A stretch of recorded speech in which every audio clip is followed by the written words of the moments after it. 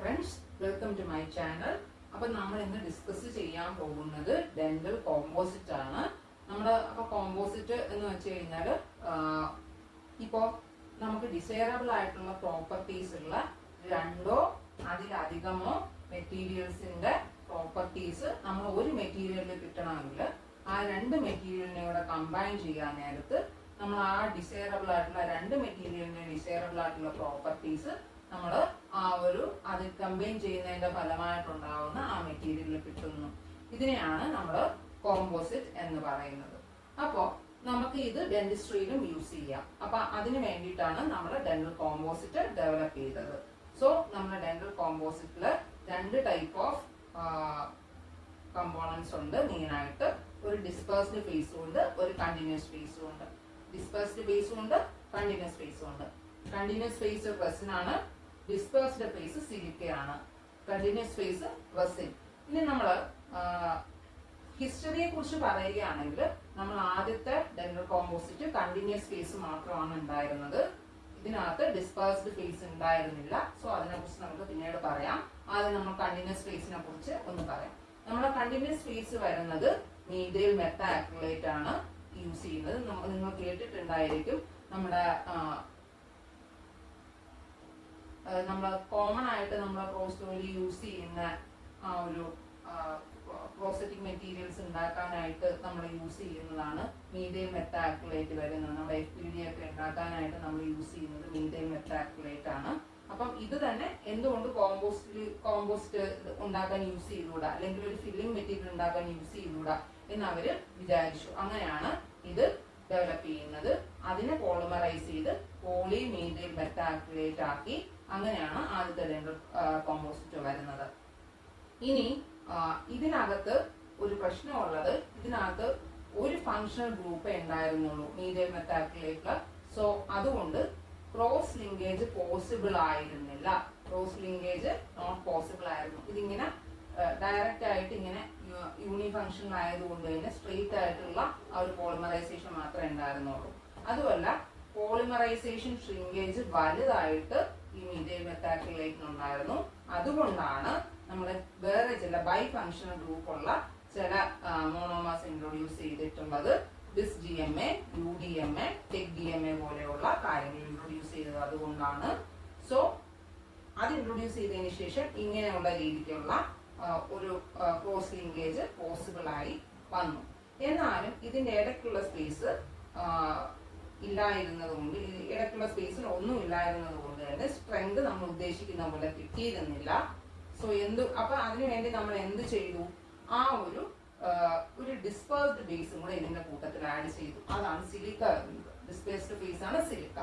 ഇവിടെയാണ് dispersed phase. ഇത് continuous phase ആണ്. കണ്ടിന്യൂസ് ഫേസ് ആണ് റെസിൻ വരുന്നത്. ഇനി ഈ സിലിക്ക തന്നെ നമ്മൾ രണ്ടായി ക്ലാസിഫൈ ചെയ്യാം. ക്രിസ്റ്റലൈൻ സിലിക്കയും non crystalline silica. Crystalline silica and non crystalline silica. Crystalline silica rough ആയിട്ടുള്ള സിലിക്കയാണ്. നോൺ ക്രിസ്റ്റലൈൻ സിലിക്ക ഗ്ലാസ് പോലത്തെ മെറ്റീരിയൽ ആണ്. സോ അത്രയും റഫ്നെസ് ഇല്ല. സോ നമുക്ക് സ്മൂത്ത് സർഫസ് ആയിട്ടുള്ളത് കിട്ടണമെങ്കിൽ നമ്മൾ നോൺ ക്രിസ്റ്റലൈൻ സിലിക്ക നമ്മുടെ ഫില്ലർ ആയിട്ട് യൂസ് ചെയ്ത് കഴിഞ്ഞാൽ നമ്മൾ സ്മൂത്ത് ആയിട്ടുള്ള സർഫസിലുള്ള ഒരു കോമ്പോസിറ്റ് കിട്ടും. ഇനി ഈ കോമ്പോസിറ്റും റെസിനും കൂടെ നമ്മളൊരു ബോണ്ടേജ് വേണ്ടേ? അപ്പൊ അതിനു വേണ്ടി നമ്മൾ യൂസ് ചെയ്യുന്ന ഒരു സാധനമാണ് സിലിക്കയും റെസിനെയും കൂടെ ഗ്ലൂ ചെയ്യുന്ന സാധനമാണ് കപ്ലിംഗ് ഏജന്റ്.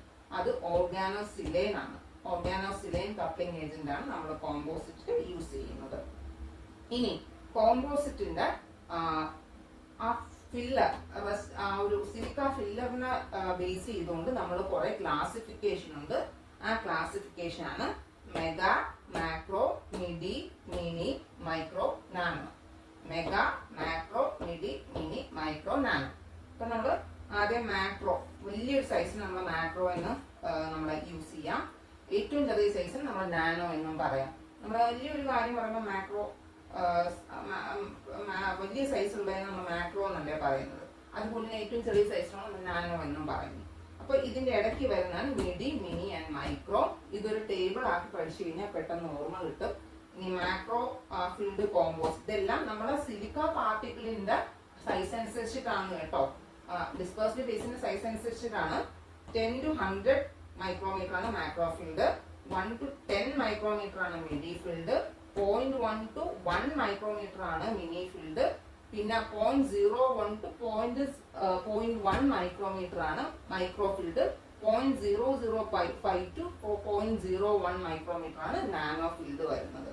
ഇത് നാനോ ഫീൽഡ് ഒക്കെ വളരെ സ്മൂത്ത് ആയിട്ടുള്ള സർഫസ് ഉള്ള ഒരു കോമ്പോസിറ്റ് നമുക്ക് അത് വെച്ചിട്ട് ക്രിയേറ്റ് ചെയ്യാൻ പറ്റും. ഇനി ഹൈബ്രിഡ് കോമ്പോസിറ്റിനെ കുറിച്ച് പറയാം. ഏതെങ്കിലും രണ്ട് type fillers, silica fillers use ചെയ്ത് വരുന്നതാണ് നമ്മൾ ഹൈബ്രിഡ് കോമ്പോസിറ്റ്. ഇനി ഹൈബ്രിഡ് കോമ്പോസിറ്റിന് നമ്മൾ നെയിം ചെയ്യുന്നത് എങ്ങനെയാണെന്ന് നമുക്ക് നോക്കാം. ഇപ്പൊ മൈക്രോയും നാനോയും ആണ് നമ്മൾ ഫില്ലേഴ്സ് യൂസ് ചെയ്യുന്നതെങ്കിൽ ഇതിന്റെ രണ്ടിന്റെയും ക്വാളിറ്റീസ് ആ ഒരു ഹൈബ്രിഡ് കോമ്പോസിറ്റ് കാണിക്കും. പക്ഷെ അതിനെ നെയിം ചെയ്യുന്നത് വലിയ പാർട്ടിക്കിൾസിന്റെ സൈസ് വെച്ചിട്ട്, ഏറ്റവും വലിയ പാർട്ടിക്കിൾ, അതിനകത്തുള്ള ഏറ്റവും വലിയ പാർട്ടിക്കിൾ വെച്ചിട്ടാണ് നമ്മൾ നെയിം ചെയ്യുന്നത്. മൈക്രോ ഫീൽഡ് ഹൈബ്രിഡ് എന്നായിരിക്കും നമ്മൾ നെയിം ചെയ്യുന്നത്. മൈക്രോയും നാനോയും നമ്മൾ യൂസ് ചെയ്ത് കഴിഞ്ഞു കഴിഞ്ഞാൽ. അപ്പൊ അതിനെ കുറിച്ച് മനസ്സിലായെന്ന് വിചാരിക്കുന്നു. ഇനി അടുത്തത് കണ്ടിന്യൂസ് സ്പേസിന്റെ ആ ഒരു കണ്ടിന്യൂസ് സ്പേസിന്റെ പ്രത്യേകതകൾ വെച്ചിട്ട് നമുക്ക് ചില ക്ലാസിഫിക്കേഷൻ ഉണ്ട്. അതാണ് homogeneous and heterogeneous. Homogeneous composite, heterogeneous composite. അപ്പൊ നമ്മൾ ഈ റെസിൻ പാർട്ടിക്കിൾസ് അൺക്യൂവേർഡ് ആണെങ്കിൽ, അതായത് ഫോർ എക്സാമ്പിൾ നമ്മളിവിടെ മീഥൈൽ മെത്താക്രിലേറ്റ് യൂസ് ചെയ്യാം. മീഥൈൽ മെത്താക്രിലേറ്റ് അൺക്യൂവേർഡ് ആയിട്ടുള്ള ആ ഒരു പാർട്ടിക്കിൾസ് ആണ് ഇവിടെ യൂസ് ചെയ്യുന്നത്. അത് മാത്രമേ യൂസ് ചെയ്യുന്നില്ലെങ്കിൽ ഹോമോജീനസ്. ഹോമോ എന്ന് വെച്ച് കഴിഞ്ഞാൽ ഒരേപോലെയുള്ളത്. ഇനി ഹെറ്ററോജീനസ് എന്ന് പറയുമ്പോൾ പ്രീ ക്യൂവേർഡ് ആയിട്ടുള്ളത് അൺക്യൂവേർഡ് ആയിട്ടുള്ളതുമായിട്ടുള്ള റെസിൻ നമ്മൾ യൂസ് ചെയ്യും. അതിനെയാണ് നമ്മൾ ഹെറ്ററോജീനസ് എന്ന് പറയുന്നത്. ഹെറ്ററോജീനസ് എന്ന് പറഞ്ഞത് ഹെറ്ററോ എന്ന് പറഞ്ഞാൽ തന്നെ വ്യത്യസ്തങ്ങളായിട്ടുള്ളത് എന്നാണ് അർത്ഥം. അപ്പൊ അൺക്യൂവേർഡ് ആയിട്ടുള്ളത് നമ്മൾ യൂസ് ചെയ്യും, പ്രീ ക്യൂവേർഡ് ആയിട്ടുള്ളത് യൂസ് ചെയ്യും. അതായത് methyl methacrylate, poly methyl methacrylate നമ്മൾ മോണോമേഴ്സ് ആയിട്ട് യൂസ് ചെയ്യും. ഞാൻ ഒരു എക്സാമ്പിൾ പറഞ്ഞാണേ. ഇതിന് പകരം ബിസ് DMAയോ UDMAയോ ടെക് DMAയോ ഒക്കെ നമുക്ക് യൂസ് ചെയ്യാം. ഞാനൊരു എക്സാമ്പിൾ ആയിട്ട് പറഞ്ഞതേ ഉള്ളൂ മീഥൈൽ മെത്താക്രിലേറ്റ്. സോ അത്രയും കാര്യങ്ങൾ മനസ്സിലായെന്ന് വിചാരിക്കുന്നു.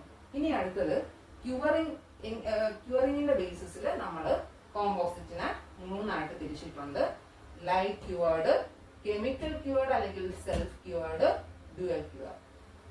ലൈറ്റ് ക്യൂവേർഡ്, കെമിക്കൽ ക്യൂവേർഡ് അല്ലെങ്കിൽ സെൽഫ് ക്യൂവേർഡ്, ഡ്യുവൽ ക്യൂവേർഡ്.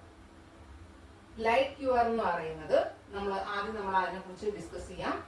നമ്മൾ ഡ്യുവൽ ക്യൂവർ എന്ന് പറയുന്ന ഒരു കാര്യം ഒന്ന് പറഞ്ഞിട്ട് പോകാം. ലൈറ്റ് ക്യൂവേർഡ് ആയിട്ടുള്ള പാർട്ടിക്കിൾസും കെമിക്കൽ ക്യൂവേർഡ് ആയിട്ടുള്ള പാർട്ടിക്കിൾസും രണ്ടും ഉള്ള ഒരു ടൈപ്പ് ഓഫ് കോമ്പോസിറ്റ് ആണ് ഡ്യുവൽ ക്യൂവേർഡ്. ഇതിനകത്ത് രണ്ട് ടൈപ്പ് പാർട്ടിക്കിൾസ് ഉണ്ടാവും ഡ്യുവൽ ക്യൂവേർഡിനകത്ത്. സോ ലൈറ്റ് ക്യൂവേർഡിനെ കുറിച്ച് നമുക്ക് ആദ്യം ഡിസ്കസ് ചെയ്യാം.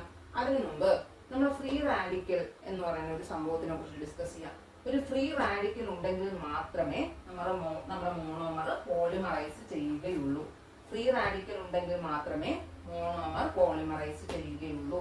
സോ ലൈറ്റ് ക്യൂവേർഡ് ആയിട്ടുള്ള കോമ്പോസിറ്റില് നമ്മൾ ബ്ലൂ ലൈറ്റ് ആണ് യൂസ് ചെയ്യുന്നത്. ആ ബ്ലൂ ലൈറ്റ് ക്യാംഫറോക്വിനോൺ എന്ന് പറയുന്ന ഫോട്ടോ ഇനിഷ്യേറ്ററിനെ ആക്ടിവേറ്റ് ചെയ്യുന്നു. ക്യാംഫറോക്വിനോൺ എന്ന് പറയുന്ന ആ ഒരു ഫോട്ടോ ഇനിഷ്യേറ്ററിനെ ആക്ടിവേറ്റ് ചെയ്യുന്നു. ഇനി ക്യാംഫറോക്വിനോൺ എനർജി ആക്ടിവേറ്ററിന് ട്രാൻസ്ഫർ ചെയ്യുന്നു. ക്യാംഫറോക്വിനോൺ എനർജി ആക്ടിവേറ്ററിന് ട്രാൻസ്ഫർ ചെയ്യുന്നു. ഈ ആക്ടിവേറ്റർ ഫ്രീ റാഡിക്കൽ പ്രൊഡ്യൂസ് ചെയ്യുന്നു. ഡൈമീഥൈൽ അമിനോഇഥൈൽ മെത്താക്രിലേറ്റ് ഇതാണ് ആക്ടിവേറ്റർ. Dimethyl അമിനോഇഥൈൽ methacrylate. ഈ ഫ്രീ റാഡിക്കൽ വെച്ചിട്ട് ഈ methyl methacrylate poly methyl methacrylate ആയി മാറുന്നു. ഇനി അടുത്തത് സെൽഫ് ക്യൂവേർഡ് അല്ലെങ്കിൽ കെമിക്കൽ ക്യൂവേർഡ് ആയിട്ടുള്ള കോമ്പോസിറ്റ് നമുക്ക് നോക്കാം. അപ്പോൾ ബെൻസോയിൽ പെറോക്സൈഡും ടെർഷ്യറി അമൈനും ഇത് രണ്ടും കൂടെ കമ്പൈൻ ചെയ്യുമ്പോൾ ഫ്രീ റാഡിക്കൽ പ്രൊഡ്യൂസ് ചെയ്യുന്നു. ആ പ്രൊഡ്യൂസ് ചെയ്യുന്ന ഫ്രീ റാഡിക്കൽ ആണ്, ആ ഫ്രീ റാഡിക്കൽ കാരണം methyl methacrylate poly methyl methacrylate ആയിട്ട് മാറുന്നു. ഇത് ഞാൻ ജസ്റ്റ് എക്സാമ്പിൾ പറഞ്ഞാണ്, മോണോമറിന്റെ എക്സാമ്പിൾ പറഞ്ഞാണ്. ഈ മോണോമറിന് പകരം ഇങ്ങനത്തെ ഈ ടൈപ്പ് മോണോമേഴ്സ് ആയിരിക്കാം. ഞാൻ ജസ്റ്റ് എക്സാമ്പിളിന് വേണ്ടിയാണ് ഈ മീഥൈൽ മെത്താക്രിലേറ്റ് എപ്പോഴും പറയുന്നത്. So I think you got the concept.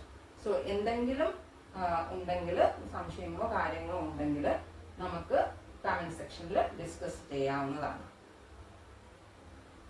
Okay, thank you.